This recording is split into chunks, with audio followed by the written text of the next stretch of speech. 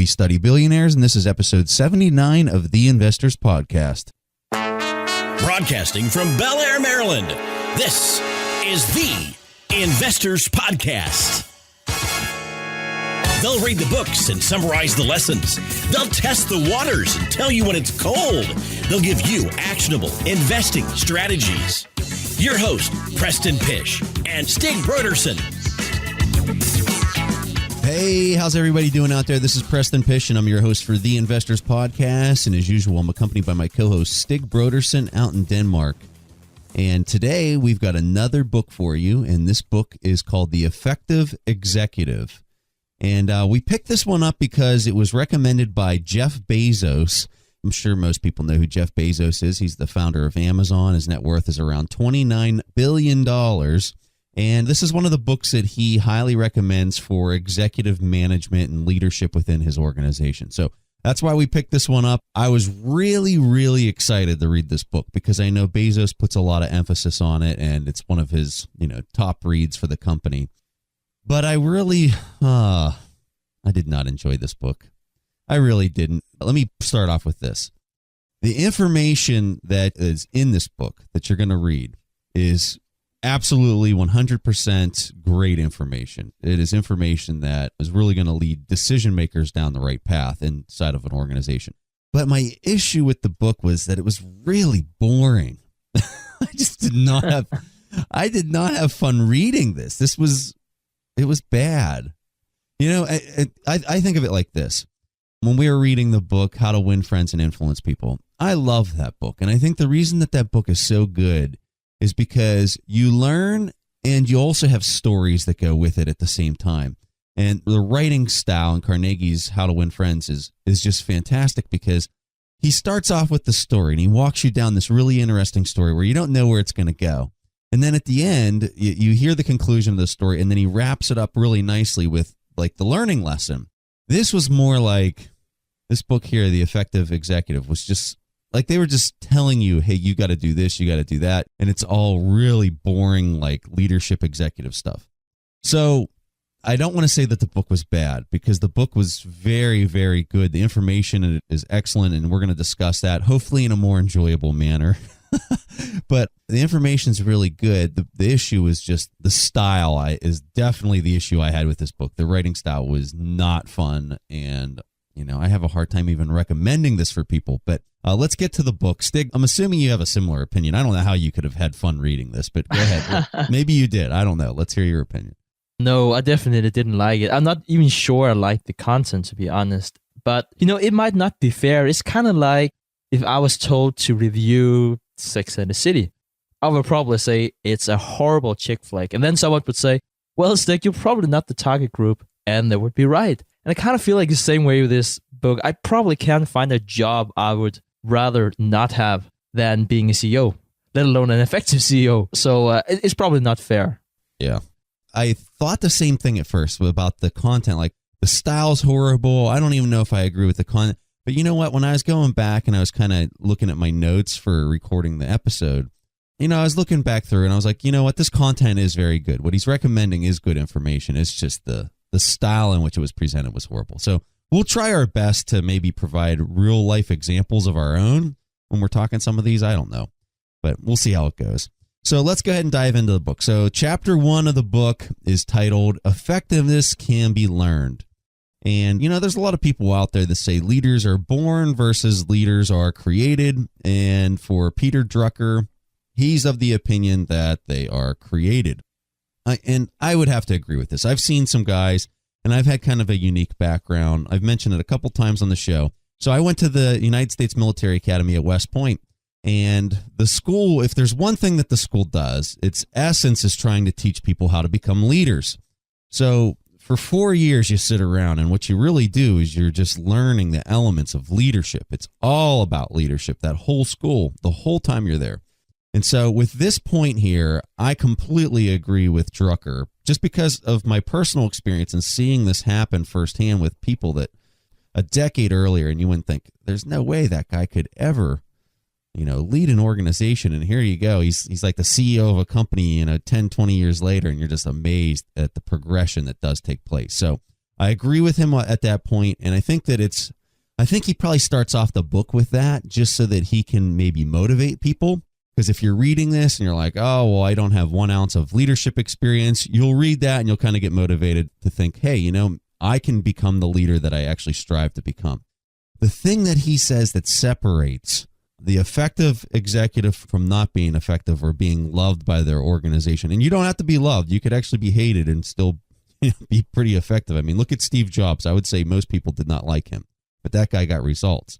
And that's his point. That's what Drucker's getting to is, at the end of the day, the thing that matters for these executives is, do they get the desired results that they're after?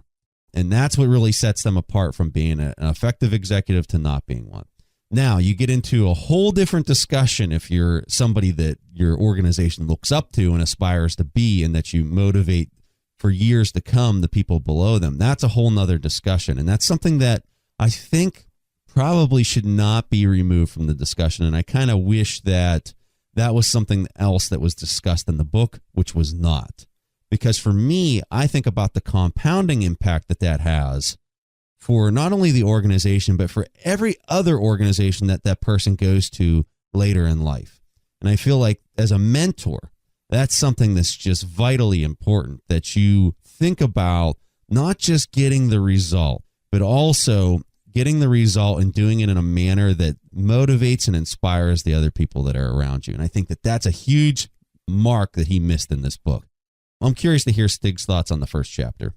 Yeah, I think what Drucker really wants with the first chapter is just to tell us that effectiveness really is a skill like anything else here in life. And while he's saying that we can have talents, we really can't do that much about the talent that we have. It's basically just the way it is. And you might compare this to, say, a basketball player. You're just built a certain way, and that's how tall you are. You really can't do something about that, but you can still work on your fitness and acquire technical skills. Look at Michael Jordan. He wasn't the tallest player, but he was the best. So separating what is talent and what is skill, I think that was his main takeaway.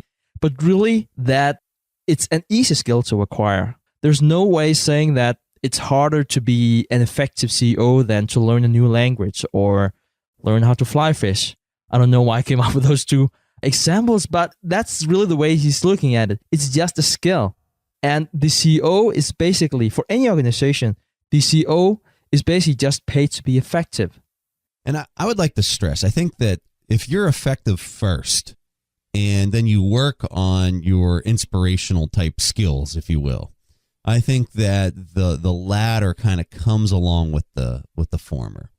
And, if you focus on that thing to make your organization successful and effective, people are going to be happy because they're going to know that they're contributing to a good cause and something that's actually producing value for the world.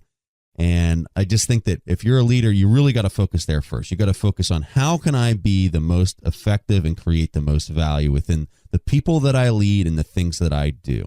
That's all I have for the first chapter. It looks like Stig's good too. So we're going to move on to the second one. So the title of the second chapter is Know Thy Time. So here's a chapter that Peter Drucker and I completely agree on. What are you doing with your time? Because that's your most valuable commodity.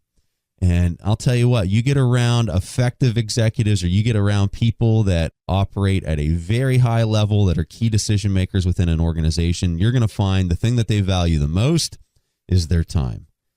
And there's just not enough of it.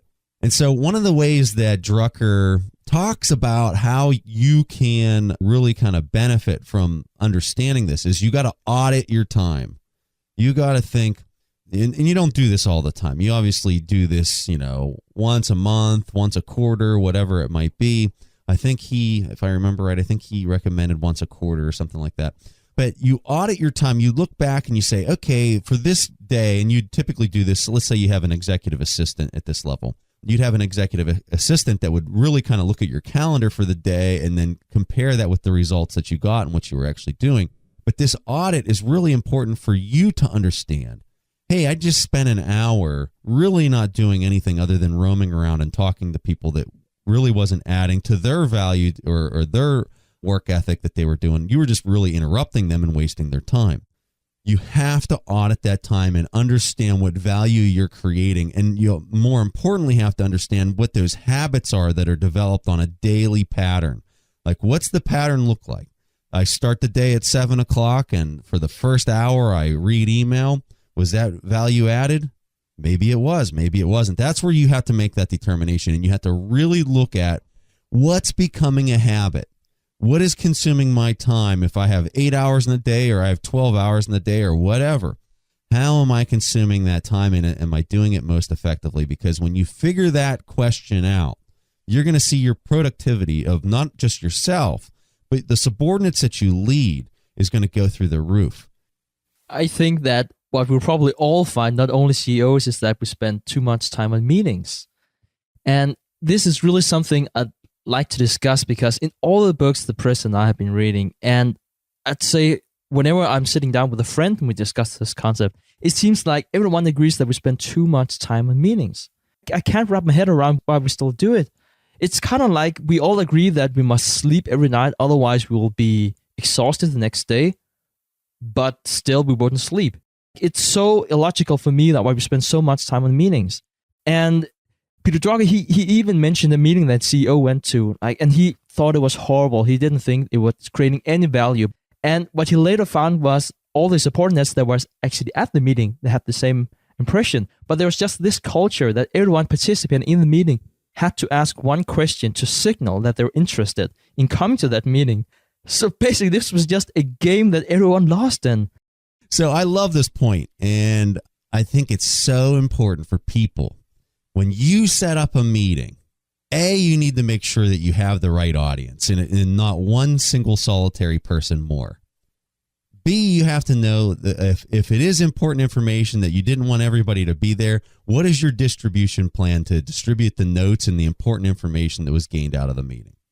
The third thing is, what is the end state of the meeting? What is the desired outcome or decision point that needs to be reached at the end of the meeting? If you can't answer those three things before the start of any meeting, just cancel it. I mean, just cancel it as fast as you can, because you're wasting time. I've been known that, if I'm sitting in a room and I'm running a meeting of, call it 30 people, I will look up and count the number of heads in there. I'll look at the time that was spent doing it, and then I'll look at the average salary, call it $100,000 of each person in the room. And I'll say, okay, so this was a $10,000 meeting or whatever it might be. It's something you have to think about. And so then you're saying, well, what kind of value was created for that dollar figure? For us to sit here and talk about it was an information update. Some are very important. Don't get me wrong. Some are vital. Some are absolutely vital, and there's nothing more infuriating than not communicating effectively with everyone on your team or your organization. But at the same time, you have to be very careful that these things don't turn into monsters and devour all the time within your organization. So, Stig, fantastic point. Sorry to drag that one out, but you can tell I have some scar tissue in that one. Yeah, well, Preston, that's probably why in our organization we don't have any meetings. Like, I was surprised because we actually spoke like just an hour or something yesterday, and that was probably the first meeting in a whole organization for I don't know for how long. So that's probably because we don't like meetings in our organization. That is so true. What's really got me is it's really my first job upon graduation, and that was the time I learned about the concept of FaceTime.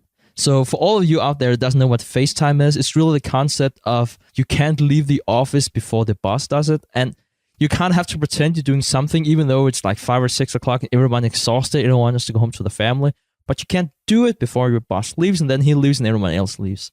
And it's just so inefficient. It was just so frustrating for me, also from a ideological point of view. You can probably see why I have this rant towards corporate Denmark or corporate America. So basically, I just don't believe in working more hours. I believe in working effective hours, which is also one of the takeaways from this chapter. And I think that you should set up your own organization towards, say, 40 hours. I personally don't believe in working more than 40 hours per week. And even that for me would be a busy week for me. And I think that if I work more, it's probably because I haven't been good enough to outsource or prioritize. I wouldn't get enough rest. I wouldn't have enough time with my family if I spend, say, 60 hours. I know that might take up a lot of people because we can see this differently, but I think that you should be able to do your job in 40 hours or less. So I really like your point, Stig. And I think that if you're a leader out there and you're listening to this, I've got a challenge for you, because I think that the mindset of people staying till 7 o'clock at night, because that's how late the boss is there before they leave, is crazy and ludicrous. And what I think that leaders within an organization don't realize is that when a person goes home and spends time with their family, they're happy. And when they come back to work the next day and they're happy, they're going to work more effectively. So when people don't appreciate that fact, that you give people their free time or that you're pushing them out the door, that, in my opinion, either you lose your talent within your organization, or you have people that just aren't productive because they're not in the mental mindset to do things successfully. So this is what I would challenge leaders to do, is walk down the hall and say, hey, what is it that you're working on right now that's that important that you're here at 7 p.m. or 6 p.m. or whatever it might be? And just listen to the response. And maybe it is something that's really important. And if it is, just, you got to thank them unconditionally, just as much as you can for their hard work. But most likely they're going to say they're working on something that's due in a week from now, which means they're there because you're there. And that's when you need to say, hey, get out of here. I want you to go back and spend time with your family. Your family time is very important to me. That is so important as a leader, to value other people's free time and to push them out the door. And I'll tell you, you're going to get so much more work out of that person when you treat them that way. Chapter 3, what can I contribute?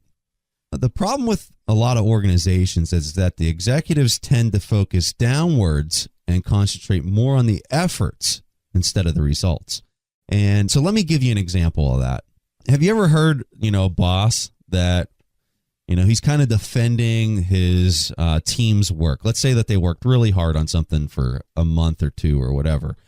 And you can hear the leader of that team saying something to his boss. And he's saying, we worked this many hours. They did all these great things. They worked so hard on this and blah, blah, blah, blah, blah. And they never get to what value the team actually created with the product or service that they were working on.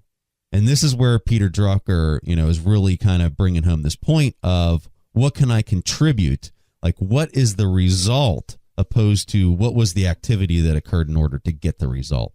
And so he's telling the leadership within an organization to focus on that, focus on what is the result. And this really kind of goes to the idea that Stig and I have talked about in other episodes of the act versus the intent. What is the intent of what you're building? Like, what's the so what? What is it doing for society? What is it that the value that's being created? That's what you need to focus on. And when you focus on that, you're going to find that you're focusing your time in the right areas. I think my key takeaway from this chapter is when Peter Drucker is talking about listen to what the CEO is actually saying. Is he saying that it's my job to provide my managers with the right information? Because that is what he should be saying. Or is he saying, I have 800 employees, or my turnover is $3 billion. What is he saying? What kind of value is he creating? And I think if we circle back to the point about results and providing value, really, I think a concept that you will see more and more in the corporate world is you get paid by the result. Like, so you will probably be moving away from the 9-to-5 way of working and more into what results do you produce. So you actually have companies, this is mainly in some startup companies, but you're seeing a trend here where people are not required to come and sit in the booth or, come at least to the workplace from this hour to that hour. But really they're told that this is what I expect you to have done in, say, 6 weeks. How many hours you do it, how you spend your time, where you're sitting, that's really not important. It's really a question of what can I contribute? What are my results? And then he rounds up the chapter by saying we should just remember that the CEO is really just the ultimate helper for the organization. His main job at the end of the day is really to be the resource allocation manager. He holds all these resources at a very high level in order to make the company, and it could be capital resources, it could be, human labor, it could be whatever, but he's that resource manager. He needs to know where he needs to plug those resources down to maybe the lowest level in order to knock out that critical path event so that he can achieve the bigger objective of the business. Hey, so let's move on to chapter 4. This one's called Making Strength Positive. And I didn't like this chapter. I agree with what he's saying, but I also disagree because I think he is overlooking something. So in this chapter, he focuses on this idea that a leader, instead of focusing on minimizing the weaknesses that are present within an employee, the executive should focus on maximizing the strengths. And so he gets into this conversation of, you've got to find what somebody's good at, put them in that job, and that's what you focus on, and just ignore the weaknesses. And that's kind of, maybe that's not what he meant, but that's kind of how it came across to me in the book. And I don't like that. And the reason I don't like that is because I think that whenever you hire somebody or you are a leader within an organization, you have people below you and they have skills and let's look at it this way. They have assets and they have liabilities. If you don't understand both of those pieces, the assets and the liabilities of each one of your subordinates, you're missing the boat completely. And now let me give you an example. So billionaire Warren Buffett, he has a quote. He says that the most dangerous person in your organization is the person who's the smartest and the person who has bad ethics. When you have that person in your organization, you need to get rid of them as fast as you can. And I totally agree with that. So there's an example of a person who has a huge positive. They're very smart. They can intellectually solve problems for you. But their weakness, their dark side of this is that you can't trust them. And on top of that, they might, take your proprietary information and sell it to somebody else, or take the idea and they might do something underhanded. And that liability, goes back to asymmetrical risk and upside downside calculations. That person poses an enormous threat to you. So if you don't understand what those weaknesses are, man, you're totally missing the boat. And for him to talk in the book here in chapter 4 about just focusing on the positive and put them in a job that maximizes their strengths, to me, that is a really bad recommendation. Preston, I think I read this chapter a bit different. I don't know if it has something to do with the way I was educated, because the way I'm taught to think about weaknesses is that if we have weaknesses, we need to fix that. That's kind of the way that I've been taught how to look at that. And what he's doing is that he's actually comparing this to the Japanese labor market. I think that was really an interesting cultural study. And apparently, on the Japanese labor market, when you have employment, it's really for life or close to life, which to me as a capitalist seems like a horrible way of structuring a labor market. But apparently, both the employer and the employees looks at this relationship and say, okay, so this is for life. And so what the Japanese are saying is that they can't afford to focus on weaknesses. They can only afford to focus on strength. And they were not thinking in terms of how they could fix weaknesses, which was the way I was reading the chapter, but just saying, if you are good at this, then we need to make you a specialist in that field and then grow our organization like that. But that doesn't mean that I disagree with you, Preston. I completely agree that if an employee or a manager or a CEO for that matter, if they don't have integrity, it doesn't matter what they can do. You should just get rid of that person as soon as possible. You have to have a good audit of what the strengths are and the weaknesses, and you have to be aware of what potential risks are associated with that strength. That's what I'm saying. Now, I agree with Drucker on the fact that when you find that person with, let's just say that the weakness that's attached to the strength, and you're willing to assume the risk associated with that weakness, and you've made the decision, hey, we're going to have this person. Now you've got to really focus on maximizing their strength. I agree with that wholeheartedly. And I think what Drucker's also saying in the book is that if you focus on the weakness and you're talking about the weakness and you're trying to correct the weakness, you're really kind of wasting a lot of time that could be used and maximized by focusing on their strength and being more productive. I agree with that. Okay, so chapter 5, first things first. In this chapter, what Drucker's really trying to get to is just this understanding that the secret to being effective is concentration. And this is something that I completely agree with. All the different billionaires that we study always talk about how important focus is. And something else that I think kind of goes hand in hand with this is just the ability to prioritize and know what's actually important. And I think in order to know what's important, you really got to kind of ask your workforce. You got to talk to your people as an executive. You got to say, hey, if there's one thing, and this would just be going down the hall and just talking to different people. If there's one thing that we need to do really well, what is it? What is going to add the most value? Or what opportunity out there are we not capitalizing on that would create an enormous value for us? And then the hard part for the executive, after they capture all this information, is then making the assessment of, okay, what sits at the top of that priority and why? Why does it sit at the top of the priority? Because a lot of the times the executive will look at it and be like, well, this is going to increase our bottom line, period. And they're not thinking about maybe the brand that they're paying for or the goodwill that they're paying for in order to increase that bottom line. There's always a give and take. And as a smart executive, you have to be thinking, in my personal opinion, you got to be thinking long-term well before you're thinking short-term. Because the person who's thinking short-term is totally robbing from their future whenever they make those decisions. I think the best example I can come up with from this chapter is actually not from this chapter, because I really, really didn't like the chapter. But in another book that we read, I think it was The One Thing, there was this great example with Steve Jobs whenever he returned to Apple. And apparently Apple at that point in time had 350 products. And what Jobs did, the first thing he did was to throw out 340 of those products and only to be focusing on 10 products. This really goes back to what Preston is saying about quality. This is the time of the internet. This is the time of information overload. There's so much content out there. There's so many products out there. You should focus on one thing, or in Abby's example, perhaps 10 things, but basically you should concentrate. You should really focus. What is it that creates the most value? And let me just give you really a down-to-earth example here. So we have a weekly podcast, and at some point in time, Preston and I, we discussed, or I think I suggested that we might want to do like a daily show or twice a week or something like that. And luckily, because Preston is a lot smarter than me, he's saying that we probably shouldn't be doing that. We should just be focusing on the quality of having one show. And today, I completely agree with that. If anything, you would rather see us do like 2 shows per month instead of 2 shows per week.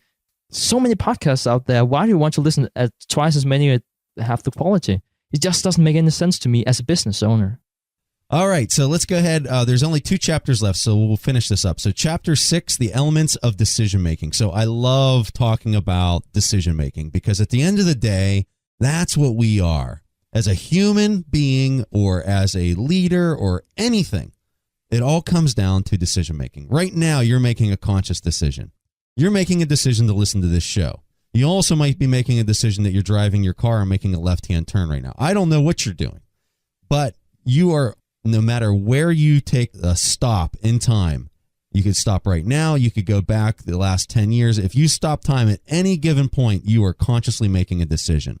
So inherently, that's what we are. We're decision makers. And when you see people that rise way up to a very high level, and it might be in business, it might be in sports, it might be in whatever, you have to really kind of make the leap of faith that that person has just made very good decisions along that array of time to bring that person to that point where they got. So whenever we talk about the elements of decision making, I think that this is such a key topic and something that's really important for people to fully understand and know that each decision that they make is a culminating experience which leads to right now where you're at.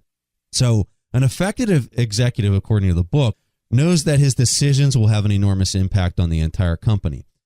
And so in the book, when we talk about the elements of decision-making in chapter 6, what Drucker gets at is he says, many executives also make the mistake of confusing a generic situation with a unique situation. And so he's saying that most of the things that happen within a business are really kind of generic situations and generic decisions. And they're actually not something that the leader really needs to take much time thinking about because there's a precedence that's set. There's a scope in which typical decisions come in and they go right out and the leader can quickly make those decisions. But what he's saying the person really needs to focus their attention on are the unique decisions, the ones that he's never had to make before. And those are the ones that the first thing you got to do is you got to ask yourself, how much time do I have to make this decision? Does this decision need to be made right now, or do I have an hour or a day or a week in order to make it? And if you have more time and there's going to be no impact, you need to dig. As a leader, you need to dig as deep as you possibly can in order to figure out all the facts, assumptions, opinions that go along with that decision. And that's what separates, great decision makers versus poor decision makers. And we had Mike Figlioli on our show, and that was one of the main things that I remember from our interview with Mike. He wrote one of the books that we were talking about with leadership. And the name of his book is Think Outside the Box. But we asked Mike, we said, what's the one thing, what's the common thread? Because you were an executive consultant. What's the one thread that you see amongst all these people? And Mike said, when you're around somebody who is just a great decision maker and has been there for a long time, they've just got this pause about them. And they think. They don't just immediately start pontificating about what they know, what they don't know, and then make a decision. They're just very thoughtful, and they don't make a decision right out of the gate. They think about it. They know that they have time on their side in order to make an informed decision. And I loved that point, and I totally agree with him. And I think that that's one of the key elements to great decision making. One thing I really liked about this chapter is when he's talking about then an executive decision is really not a decision unless it's backed up by action. And a CEO might say we should start selling a product in Europe, or something very not as concrete, but say something like we should change our focus and this is what you should do now. But Drucker is saying that unless you are very specific in your decision making, it's not a decision, because then it's not your decision and won't be implemented. So whenever you are making a decision, an executive decision, you must make sure that all the responsibilities are determined. So who should do what, and do they have the right skills and the right information to do that in the first place? And if they don't, how will they acquire the skills? Is also the notion of the CEO not just saying we should do something and then he would have like 1,000 employees that can just read his mind and just carry out the decision. No, it really has to start from the top. So the 7th chapter kind of goes hand in hand with the 6th chapter. The title of the 6th chapter is the element of decision making. And then in the 7th chapter, it's called effective decisions. So in this chapter, Drucker says that executives, instead of running behind facts, executives should focus on opinions more than the facts. I guess I kind of agree with this. I think that it's a good point. I don't know if I would go as far as saying that they should focus more on that versus more on the other, because I think it's really situational dependent. But I do agree with this idea that I think a lot of leaders, and I think this is more of what he was trying to say in the chapters, most leaders just look at the facts and they say, well, lay it out for me in a PowerPoint presentation and show me the facts and then I'll make my decision. And they completely ignore the opinions of the 20 other people sitting in the room as the decision is made, who probably disagree with what he just made. So I like the fact that he's bringing this up. I just think that you need to be balanced as a leader. You have to go around that room. You have to gain those insights and those opinions. And then when somebody does disagree with you, I think when you're around a great leader, they really kind of go to that person more often. They say, well, why do you have that opinion? Tell me, quantify that for me. Why do you think that we should do the opposite of this? And a lot of the times you'll find that that person down at the lower level has better information than you do as a leader at the top. And so that's what Drucker, I think, is really trying to get at with this. But here's what I'll challenge you.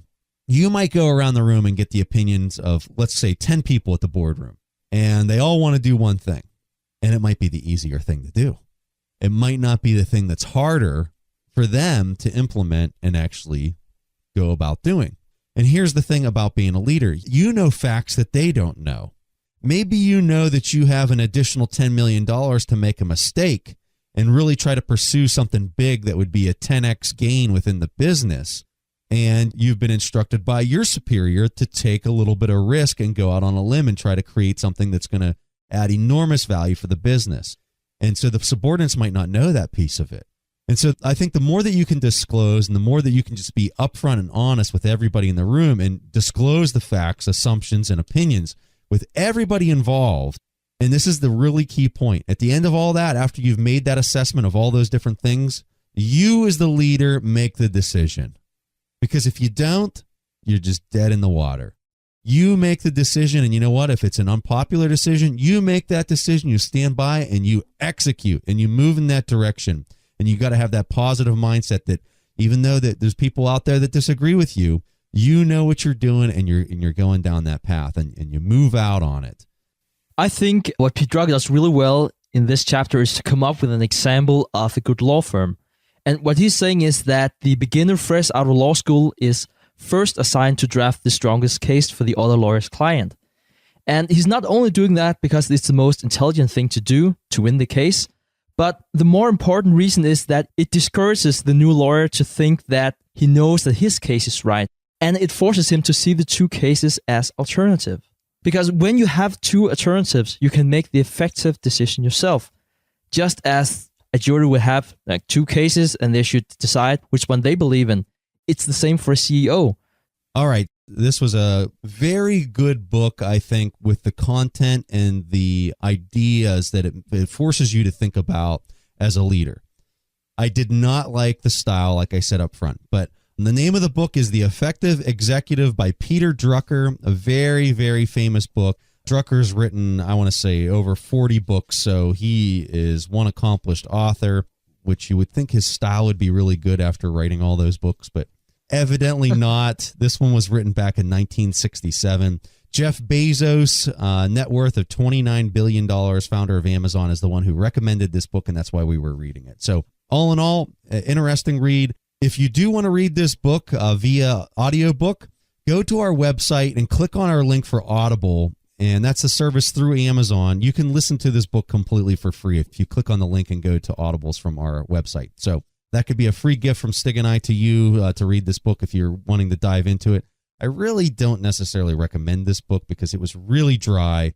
But if you're one of these people that are really trying to emerge within your organization as a key leader and manager, I think that this would be a good read for you. I think this would be very beneficial. So that's all we have for you guys this week. We really just appreciate everyone out there leaving us reviews and doing all these amazing things, commenting on our forum and posts. And we just thoroughly enjoy the interaction with our audience, and we owe it all to you to be able to do this and really kind of have this discussion each week. So thank you for what you guys do, and that's all we have for you. So we'll see you guys next week.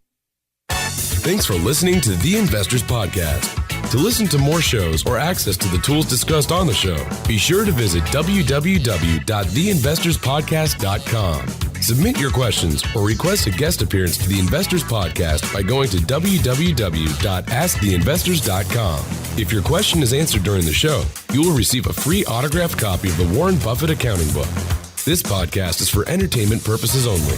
This material is copyrighted by the TIP Network and must have written approval before commercial application.